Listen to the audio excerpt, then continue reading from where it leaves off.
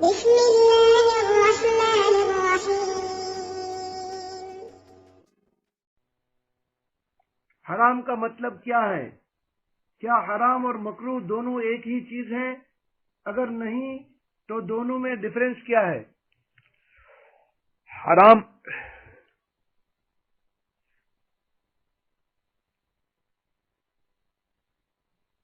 وہ کام ہے جس کو اللہ نے یا اس کے رسول صلی اللہ تعالی علیہ وسلم نے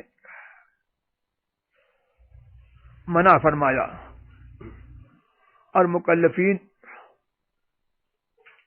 سے خطاب فرمایا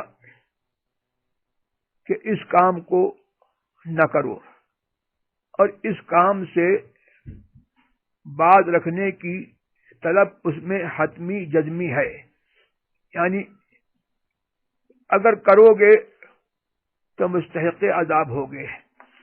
اس طور پر جس کام سے منع فرمایا وہ حرام ہے۔ اب اگر وہ نص قطعی ثبوت قطعی دلالہ سے ثابت ہے تو وہ حرام قطعی ہے،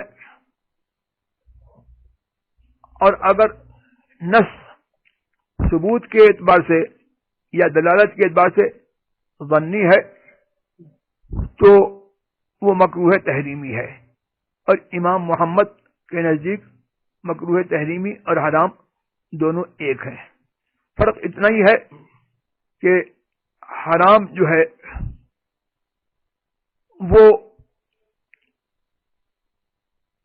اس کو کرنا بھی، اس فعل کو کا ارتکاب بھی حرام ہے، اور اس کو حرام جاننا بھی جو ہے وہ اعتقاداً ضروری ہے، اور جو اس کی حرمت کا منکر ہے وہ کافر ہے، جبکہ اس کی حرمت قطعی ضروریات دین سے ثابت ہو۔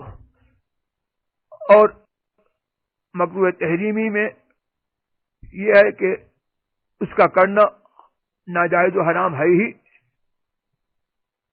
اور اس کی حرمت ظنی ہے، لہذا کوئی اس کی حرمت کا منکر ہے تو گمراہ ہے، کافر نہیں ہے۔